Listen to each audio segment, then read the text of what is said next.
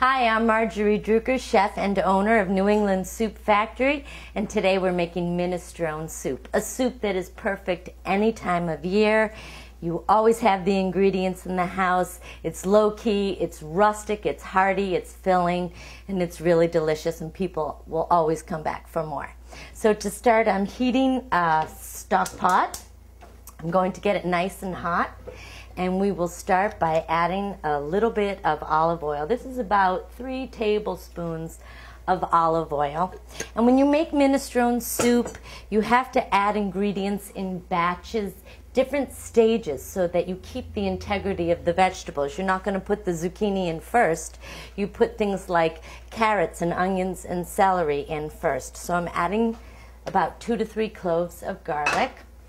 I have 1 Spanish onion and 2 ribs of celery diced up. I have these big, beautiful round carrot coins. And we're going to add white cabbage. And white cabbage can cook along with the carrots, onions, and celery because it's a pretty solid vegetable. So it will take some cooking time to get really tender the way minestrone soup should taste. The vegetables will all have their own texture and softness to it. These vegetables are going to sit and hang out in this olive oil and garlic for about 10-12 minutes, and then we'll start adding the other ingredients. Okay, we've given our carrots, onions, celery, and garlic and cabbage some time to wilt and develop some flavor. Now we're ready to add a second stage of our ingredients. We are going to add garbanzo beans and cannellini beans, about a 16-ounce can of each. And again, if you keep your pantry stocked with all of these ingredients, beans, lentils, barley, you can always make soup in a snap.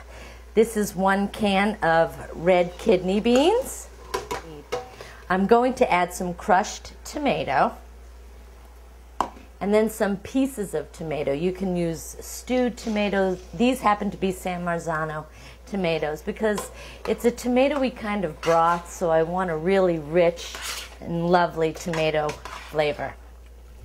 You ever notice that minestrone soup, the broth itself has, even though there's no cream in it, there's something about the texture. It's kind of creamy a little bit. I took 1 can of the cannellini beans. The recipe calls for 2 cans. 1 is in the pot, 1 is pureed. That's going to create the beautiful texture that we know minestrone soup to be. And it also will add nice flavor. At this point, I'm going to add some stock. You can use chicken stock or vegetable stock, whatever you have. Today I'm using chicken stock. I want that rich, chickeny kind of a flavor, but vegetable stock works just as nicely. I'm going to add 2 cups of high quality tomato juice.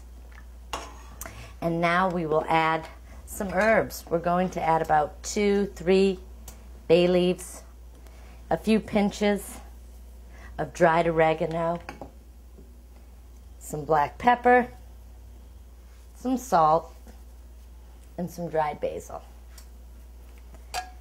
The second stage is done. At this point, we're going to bring this to a boil. It's going to cook on a simmer for about 35 minutes.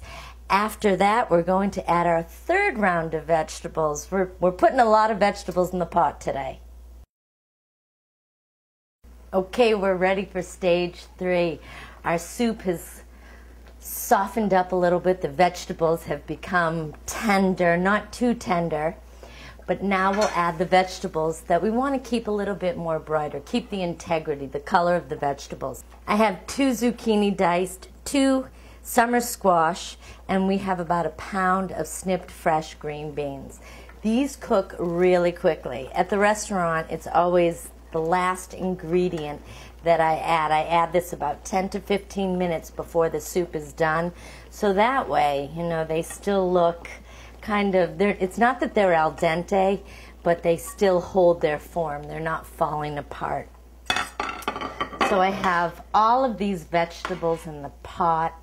I have all my beans and this delicious stock. And I'm going to, at this point, add some fresh spinach. And this will cook really quickly, and again, it will give it that bright, gorgeous color. And I'll add some fresh parsley and some fresh basil.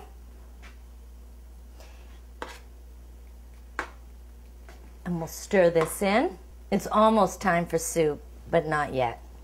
I'm going to season it with a little bit of balsamic vinegar. This is a really thick one. It's more like a compound than an actual just vinegar. It's been reduced and it's more like a seasoning condiment. I'm going to add a little bit of salt, a little bit of pepper, and I just want to taste the stock to see where I'm at taste-wise. It tastes great, just the way I want it to taste. While we are going to cook these for the last 15 minutes, we'll cook some ditalini pasta. Ditalini pasta is a little tubular Italian pasta. It's perfect in minestrone soup. Okay, our minestrone soup is made and we are just about ready to eat. I'm going to stir it up so we get a good distribution of all of the vegetables. This is the ditalini pasta. I was telling you about these cute little tubular pastas. I cook them till they're nice and al dente, and then I put it in cold water to stop the cooking, shake it dry, put a little olive oil, some fresh parsley, and then every time I serve a bowl of soup, I just slide a little bit of this ditalini right into my soup bowl, because if you add it to the soup and you leave it in there, it will get too swollen, too fat. So we'll add this lovely ditalini to the bottom of the bowl. We have our beautiful soup. And as I said, this is great for kids too, because kids love pasta. So in order to get to the pasta, you have to dig through the vegetables. This is going to be a really big bowl of soup. There's nothing I like better.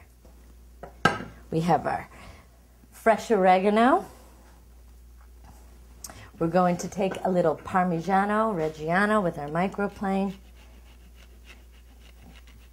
Give a quick little grate of this.